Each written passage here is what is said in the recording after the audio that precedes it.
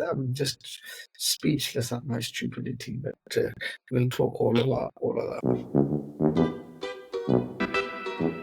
Welcome to A Different Corner, a fantasy football podcast. This is the only George-themed fantasy football podcast in the world, where we're pretty certain of that anyway. I've not checked necessarily, but we're pretty sure we can go with that. I say we because I'm joined by, as always, my good friend and my arch nemesis in FPL world, Dr. Luman Ali. Luman, how are you? I'm good, thanks. Just the usual dad and family stuff. Other than that, it's been an interesting week fantasy football wise, and I'm just glad that football's back. It was just so nice to watch a few games on Saturday. I remember I watched the Liverpool game, I watched pretty much the whole of the Arsenal game, and I watched the first half of the Villa game. I just watched a lot of football, and it was brilliant. So very glad that football is back. How about you? I never understand how dads can, unless you've managed to train your kids so well to basically either leave you alone or, even better yet, watch with you 90 minutes of football. I will never know this joy because my kids are now 8 and 5, and I have never been able to sit down and watch even probably half of football. I remember when my eldest daughter was very young and just played on the kind of the carpet, like 1-2 years old. But after that, it was like no point. I had to cancel my Sky subscription because it was just pointless because I could not get through even a half of football. So I'm jealous of all of the dads who are like you. I mean, it's very, very simple in my household. I've got my eldest is turning 6 this weekend, and the other one's turning 3 this weekend, and they both know when the football's on, don't disturb Dad. Like, I'm watching the Liverpool game 4:30 against Brentford. Oh. I'm very jealous.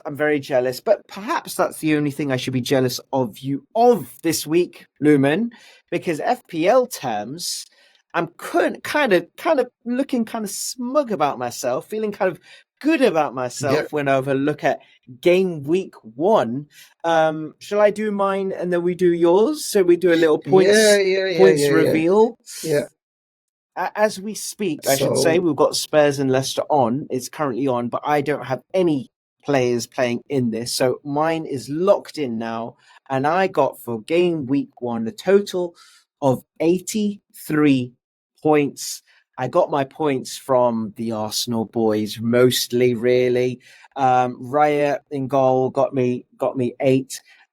Saka got the 12. Havertz got 12 for me. Elsewhere, my defense did pretty well. Burn at Newcastle. Martinez at United got me 7, a clean sheet and a bonus. And then the Liverpool boys, Mo and Diego Jota. I captained Isak like quite a few other people did, and that was probably my only big disappointment of the weekend. I went with a bit of a curveball with Nico Jackson at home from Chelsea to Man City. Did nothing for me, and I didn't get anything for Concert at Aston Villa. But yeah, 83 points. I cannot grumble about that. I have a few things to say about my own team from the last game week, but I'll let you do your points total first. So going into today, I was on 64 points, but I've got a couple of Spurs players playing with not Pedro Porro. I wish Pedro Porro, with Van der Ven and Solanke. So I said to myself, if I break 70 or get near 70, I'll be happy, considering where I was now. My team was all about captaining Mo Salah. I mean, how can you not captain Mo Salah against a newly promoted team? So Mo Salah, I captained him, and I had Diego Jota in, and he got me 8 points. You know what's interesting, right? Your team, apart from 2 players, everyone got your points, right? With my team so far, only 1, 2, 3, 4, Yeah. 5, 6 players have got me points with Van de Ven and Solanke left to play. So captaining Salah was a big thing. I mean, that he gave me a big points total. Yeah. I've got Isaac and Diogo Jota like you. Hall is a Newcastle defender. Flecken is he got me a couple of extra points with saves. And the guy who really did it for me was Brian Mbeumo with 9 points. He scored a goal and he got 2 bonus points. You might not be so satisfied. You might not be so satisfied because Spurs have just conceded. Jamie Vardy just leveled one back for Leicester City. He's it's having 1-1 a party, over there. isn't he? He's having a party. He's having a party. But no, I agree with you. You should be. I think you should be very satisfied considering the points. And actually, I was looking, and I did. I can't. I was very pleased with my Saturday score. But actually, I looked at my rivals in all the leagues, and they still had 4 or 5 players to play, and I was like, oh well, there's my lead kind of gone there. Yeah, so it's so early. It's so early doors. It's better to have points in the bank, and you're not saying you're it, right. But that Vardy goal that's gone in now, I can see you now how happy you feel because you know what it is. It's being an Arsenal fan this season. The first result I'm looking at is Man City's score, right? So the first result I'm looking at in FPL is your score now, Luman. This is how it works. This has got to be it. I'm looking at yours. I'm looking at my cousins in my family league because I've got to keep an eye on my enemies. That's what I've got to be doing. So I'm taking any joy I can.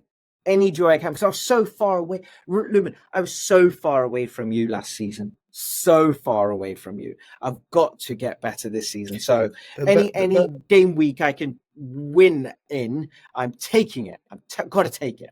But this is the first time, Luman, actually, I mentioned this, the first time we've actually got a look at each other's squads here. I looked at yours and I thought, actually, we've gone with a similar sort of philosophy in that we've got 2 big boys in midfield, we've got very cheap defenders, and we both left out Erling Haaland. And this weekend, I thought, actually, we've been justified. We'll talk about game week 2 later. But this weekend, I thought, you know what? An Erling Haaland goal, that's it. Fine, I'd take that. Isak got us both 5 points. I captained him, so he got me 10. But Watkins didn't show up for you. Solanke still got 30 minutes to do something here. So, we kind of, I feel like, went with a very similar sort of philosophy. Real dump very little money as we can in our defense. 2 premium midfielders, and then a generally good 3 strikers. I mean, you got the best scoring striker on the game from last season in Ollie Watkins in the team. So it's not even, I would say he's a premium striker, although he didn't do anything this weekend. I did spend more money on you at the back in goal between the sticks. I got David Raya, who did well for me this weekend, of course. But I feel like we've gone with a similar sort of philosophy. When you look around at other teams, when you looked at the points coming in, you could see who's got what, and you could see other squads for the first time. Were you like me a bit nervous because I thought, oh shoot, they've got Haaland, or they've got Eze, or they've got Bruno Fernandes? I was very worried about my rivals this weekend because I thought, everyone's kind of gone big in areas where I've not gone big necessarily. To be honest with you, no, I wasn't really worried about that. I was most worried by you, if I'm going to be honest with you, because you did something strategically which is a no-brainer that I should have done, which is you identified one out of the 2 strongest teams this season in Arsenal and tripled up on them. It's like the most obvious strategy. And I'm going to tell you now, I'm going to be copying it because I was just Like, why didn't I do that? Like, it's the most obvious move to make. Uh, it's so obvious. And Why not you Man haven't got City? any Arsenal players. No. Is that because did you not have Arsenal in because you didn't think we would be as good? I mean, it's only one game. We've got to play No, Aston Villa next I week, thought so who knows? I thought Wolves would be a potentially difficult game because of Gary O'Neill, Mm, etc. And they had their mm, chances. I mean, Raya had pulled out a world-class save yeah, as well. So there was absolutely. that. And also, I looked at Arsenal's fixture list and I saw their next 4 games are Villa away, Brighton at home, Tottenham away, Man City away. To be honest with you, that Tottenham away game, it should be a walk in the park. We're talking about Tottenham here. Absolutely. No way. I don't like our fixtures. Our opening fixtures are not great, for sure. I mean, I'm thinking of switching out Raya, not taking him out of my squad, but I've got Henderson as my sub goalkeeper. But even in the top most difficult fixtures, it's very difficult for me not to have Bukayo Saka in because he's just so good and I love him so much. And Kai Havertz is our now number 9, right? He's just our striker now. So, if anyone's going to score us goals, it's going to come from, I imagine, those two. So that was my thinking. But yeah, anyway, they are our first game week scores. At the minute, I'm on 83. At the minute, you're in the high 60s, but we've still got 20 minutes left of the Spurs Leicester game. What did we learn? What did we learn from game week 1, Luman? What did we learn? Well, firstly, you learn that some of these big hitters are big hitters for a reason. Mo Salah, he delivered. Saka, he delivered. Haaland, yes, he scored a goal, but that was in a team that doesn't have Rodri as well, and it's the first game of the season. So the tried and tested guys delivered. What else was interesting this week was, and this is one of the reasons why so many teams have got high points for a game week 1, is in six out of the 10 games, there's clean sheets. And there's a lot of clean sheet points that have gone round. I didn't get one because Jarrell Kwanzaa had a stinker and got subbed at half time. In real life terms, I was happy because we had a massive uptick in fortune. In fantasy terms, it screwed me over because I lost out on clean sheet points. But yeah, so clean sheets were the order of the day. Those are the 2 big things from this game week. Is the big players showed themselves, especially Mo. Oh my God! Just out of curiosity, how could you not captain Mo Salah against the newly promoted team, and he's had a great preseason as well? He missed chances You know what it as well, was? right? I just yeah, for sure. You know what it was? I just fancied an Isak at home to a newly promoted Southampton, and I was basically almost judging it on who do I think is going to do better this season, Southampton or Ipswich, and I actually rate Ipswich. I've got a friend I play football with who's an Ipswich fan, and he was like, "This coach is something special," and I was like, "All right, fine. Oh, Vardy's in on goal." Oh, he's always missed a one-on-one. Sorry, I was just commentating on the game there. But yeah, so I was thinking Ipswich would actually be a bit harder work than Southampton for Newcastle because it was at home at Ipswich as well. First game of the season, I thought it'd be an atmosphere. And by all intents and purposes, I think Ipswich did put up a bit of a fight for Liverpool, and it wasn't necessarily a walk in the fight park. More than a bit of a fight. First half, Liverpool were awful. Ipswich were great, but that substitution changed everything. And Bernardi came on, so we just basically started dominating them. Loads of chances. Yeah, so that was my thinking. Really, that was my thinking. Isak at home, I kind of we know how good he was last season. I just thought he would go off. That sending off really messed everything up, really. But you mentioned it there, Kwanzaa and the Konate, that substitution happening. How much now back to fantasy terms does the first game week, I mean, I don't know if it affects you so much, but if you've got players who were substituted, or you've got players who didn't feature at all, do you in game week 2 try to get them out as soon as possible, or do you try to fix something else? Like for me, for example, I don't know if I'm wanting Anthony Gordon. I kind of like the look of Eze, but actually I've got a defender for Brighton at 4 million who didn't play a minute, and he was only 4 million. If he drops down in price, I'm losing money big time, and I can't get anyone in. So it's real tricky for me. So what do you do? And what should I don't know? Like what should I do even? Should I get rid of the player who didn't play a minute, or should I just want to do something I prefer to do? I don't think he's gonna lose value straight away. But yeah, I need to make a decision on Kwanzaa. Kwanzaa has messed it up big time.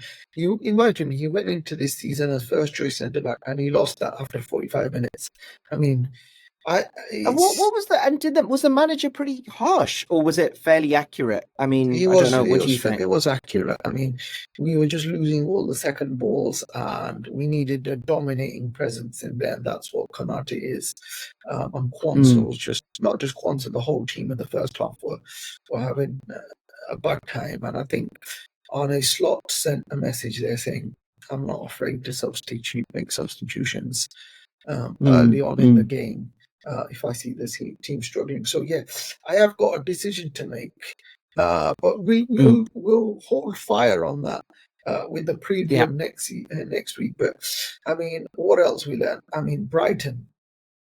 You know what, Luman? We've got our Brighton back. That's what I wanted to say about Brighton. We do, but do you know what? I want to know something, right? I was hoping that you wouldn't know about Minte. I was hoping to pull Minte out the bag, and then I see that you've got it, and I think, how did you get him in your Tell me about that, because you didn't talk about him in the last show. And you said you weren't following preseason either. So, yeah, no, I'm fresh on Minte. I'm Minte fresh. That's what I am. Because you know what it is. This game week for me. I feel like the homework that I managed to cram in. Remember, I hadn't really looked at my FPL until the 4 days beforehand. So I was just cramming in any preseason results. I was going through Google to what do they do in preseason? Who played? So I looked at Wolves. I was looking at all these kind of secondary teams. I know about the Arsenal, Man City, Liverpool, but those secondary teams who I really like, those budget players from, so Palace, Wolves, Brighton, and Brighton were balling in pre-season. And then I found out that they've got this young manager, and I was like, oh, this is such a Brighton move. They just go left when everyone's going right. They've just done something smart here. And then you're thinking a rejuvenated Mitoma. And then who's this? Oh, hang on. Who's this Minte? Oh, he's on the score sheet here. Oh, we got an assist in preseason there. All of a sudden, his numbers in preseason were racking up. And I was like, never heard of this guy. Let me see how much he is. What? 5.5 million? All right, that will be my budget midfielder. I did get, what's his name? Borco in defense at 4 million. Apparently, he was amazing in preseason, but that's one that didn't work out for me because he didn't kick a ball. But Brighton, I feel like it's that sort of hipster team that everyone loved Brighton that a few seasons ago, didn't they? But I imagine Mitoma is going to be well owned. Minte will become well owned, although he's got a yellow marker. He had to come off, I think, after 45 minutes with a head injury. So whether he plays or not. And I'm just looking though, his next fixtures are Man U and then Arsenal. So maybe I'm going a bit too big on Brighton, but I just kind of like them. But I just kind of like them. I feel like if they do what they did against Everton, goodness me, they just tore them apart. So I think I kind of like Brighton again. Actually, someone like João Pedro, that is a cheap forward. Danny Welbeck, my guy's still scoring goals. And, I just like Brighton. I don't like them defensively. I don't think you can get 4.5 million defenders there, but I'm not sure I like that. But certainly going forward, we've got our Brighton back. Yeah, definitely. And Minche, I had planned to get him in even before this game week for when their fixtures get better, but you've already got him in. You're not going to shift him now. So looks like our teams are going to be looking very similar very soon, just like always. The thing is, this is what happens, doesn't it? This is what happens with all fans. That someone will go. Matoma is going to go off. Everyone will get Matoma in. So it happened with Gordon last season, right? Those sorts of players at a certain price range, and you bring them in. But I just wanted to make a note of Brighton on the other scale of things, and maybe I'm going way too big in my predictions, jumping to far too many conclusions. But I was kind of excited by Chelsea pre-season. I just thought, oh, you know what? New manager, and they have got a good collection of players. And actually, I don't know what Chelsea Football Club are, man. I just don't know what they are. A mess, maybe. Yeah, I don't know. It's terrific.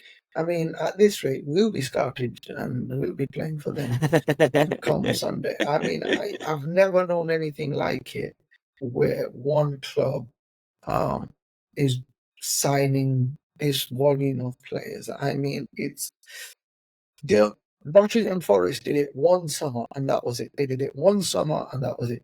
These guys are doing it every single transfer window. I speak closely to a Chelsea fan, and he was saying to me that how winning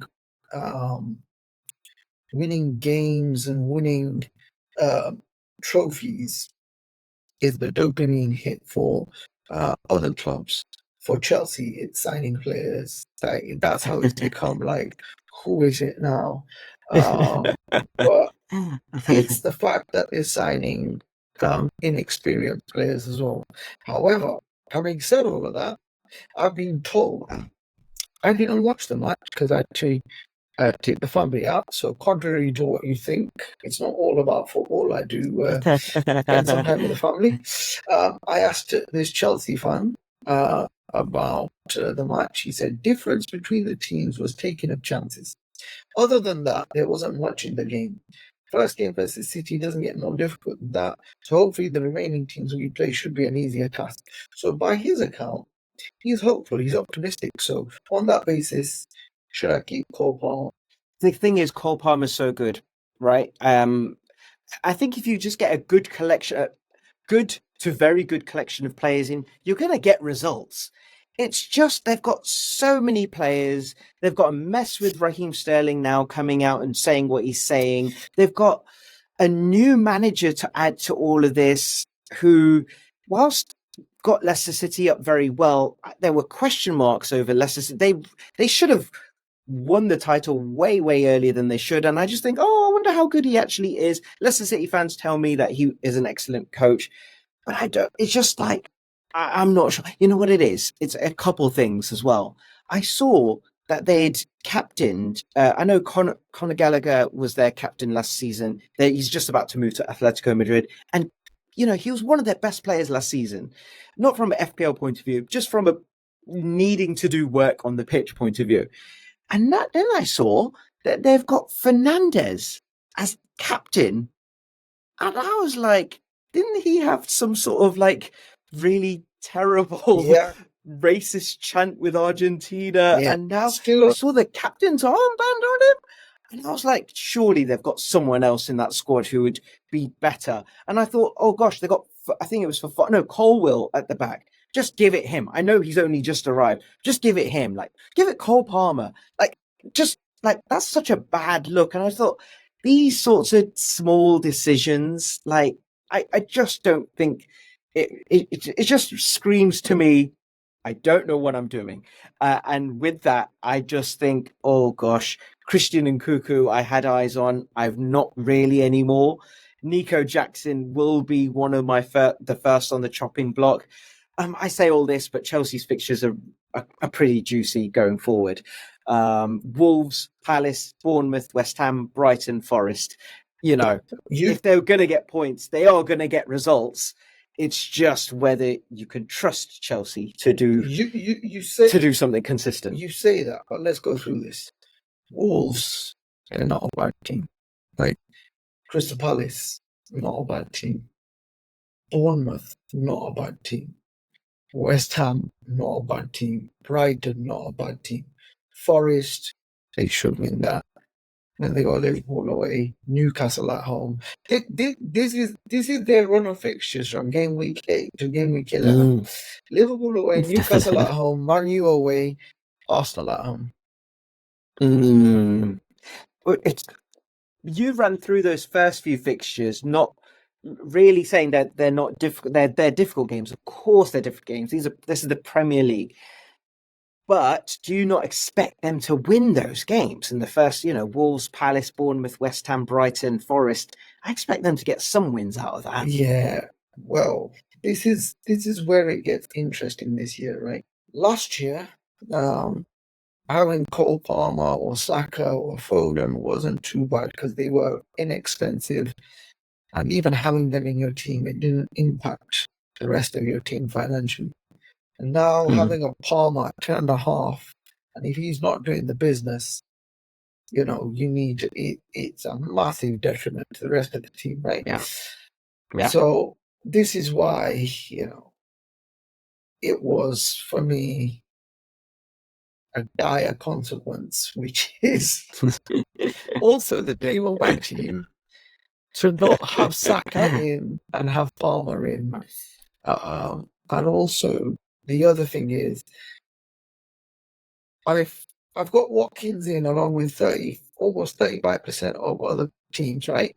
But then I don't know why I got him in with the fixtures. West Ham away was a tricky game, and Arsenal at home is a tricky game. So, maybe I should have looked at Watkins later on and got Havertz in.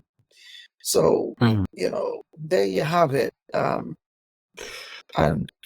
come on, man, Spurs. How can you really have Spurs players in your team? Like, I had Solanke in because of Bournemouth, but now that he's gone to Spurs, his career's going to die.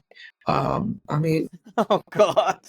That's harsh, isn't it, Luman? Leicester City are a terrible team. Leicester City are a terrible team. Leicester City fans will tell you that, right? And yet, they're drawing against them.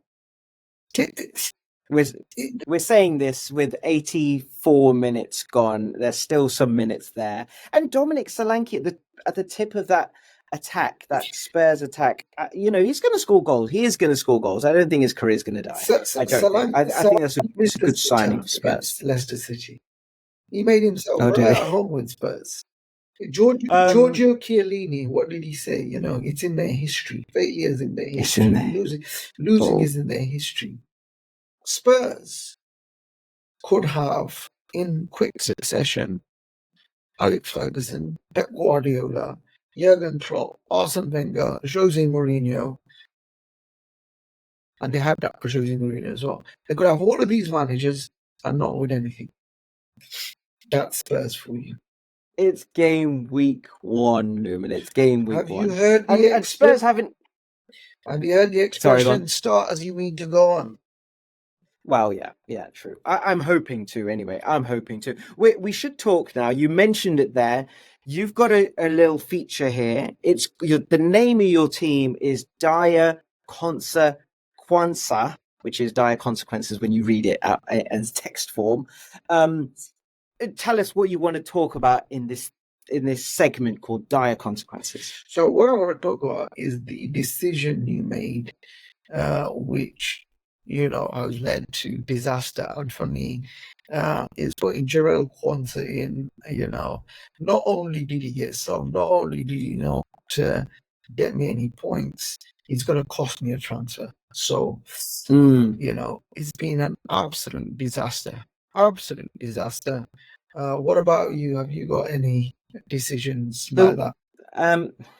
It's not an absolute disaster, but it's causing me problems. I got Valentin Barco, Brighton defender, who didn't play a minute, and he's at 4 million. And that's problematic because once his price goes down, I actually cannot get anyone else in because the lowest an FPL player is 4 million, right? So actually the numbers don't work out.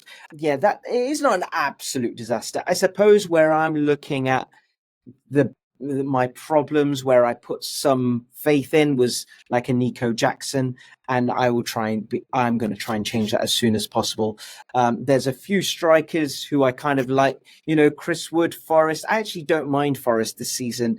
And with Nuno in charge for a season, with the players that they've got going forward, I kind of like some Forest players. There's some budget basic strikers, what I'm getting at, who I could easily take out Nico Jackson for and save me a couple million probably. So yeah, I'm not disastrous yet, which should probably really take us to game week 2 and what we're both thinking for game week 2. For me, it's actually the opposite of game week 1, where I was going into it really positive, a lot of home fixtures. This week, I've got, my big boys are away. Arsenal boys are away at Villa. It's where we also really struggled last season. Very difficult place to go. Newcastle as well are away. Who are they away to? They're away to Bournemouth. So I've got 3 Newcastle boys. So I'm not feeling as confident this game week. I do need to make a transfer. Whether it's one boring one or more exciting one, I'm not sure. An exciting one for me is getting in Eze at Crystal Palace. That when I saw people with him in, I was really worried because he played superbly from what I saw. Don't know if you've seen the highlights, Crystal Palace. He scored this free kick, which everyone thought was going in for a cross, and he smashed it in off the post. I was like, oh my gosh. And it got called for a foul in the box stupidly. And that was just like him on his own, like just doing Eze things. And I thought, oh, this guy, yeah, that he is one to be trying to get in. But if I look at your team, I know exactly what I would do this week. I would actually go minus. Oh, really? Yeah. Go on. Are you ready for this? Go on. I would take out Mo Salah. Come on, man. No, you hear me out. Hear me out. I would take out Mo Salah. Yeah. I would take out Isaac. Yeah. And I'd bring in Haaland. And a budget midfielder, because Haaland at home to Ipswich. You said it last week, and it reminded me of that song, "Girl, I'm gonna make you sweat." And I'm the girl, and the players that are making me sweat this game week are Haaland, are Bruno Fernandes, who basically played as a striker, which I didn't know about. I didn't realize that that's what was happening there. Eze. They're the 3 players, and actually we've bashed them loads, but Spurs are playing Everton at home. So come on, man. If Solanke is going to score, he's going to score a hat-trick in that game, because Everton were horrible. I mean, really bad. So, yeah, I've got a lot of sweating to do. I've got some decisions to make, but you know what? Let's see how it goes.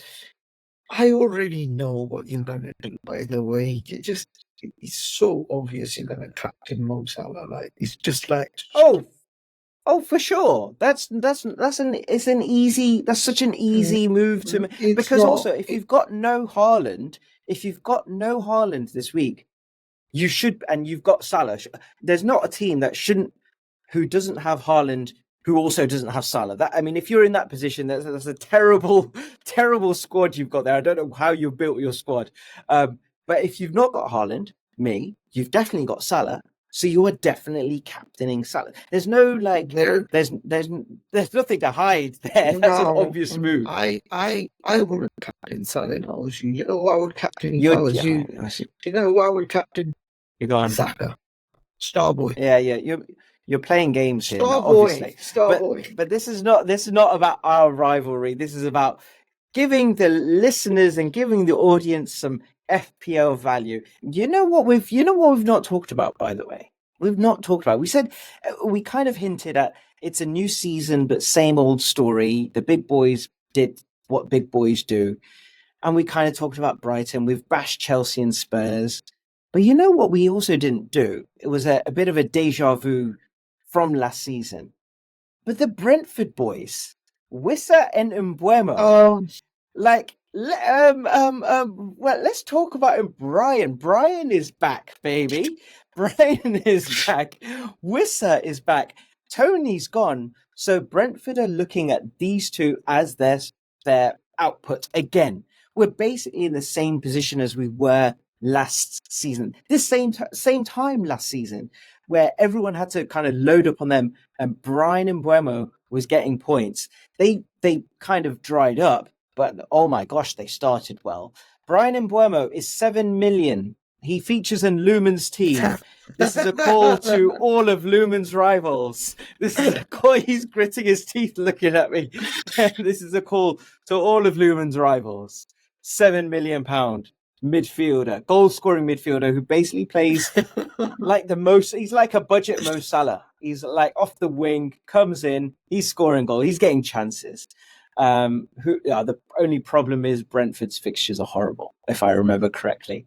Liverpool away, Southampton at home, City away, Spurs away, West Ham at home. It could be better for Brentford, but Brian's getting goals, man. Brian's back. Same new season, same story, and the story is that Brian is back. And Wissa, I should mention his strike partner. I was thinking that, we'd have such limited time, we wouldn't get a chance to talk about the Brentford players, but Wembo did well for me, and between them, they got me 13 points, so I can't complain. But like you said, they've got Liverpool next.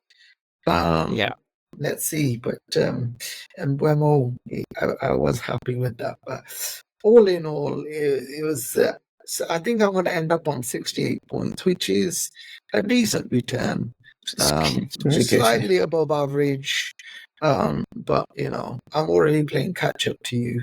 Let's see where we go with all of this. But it's been an interesting start to the season. Interesting one indeed.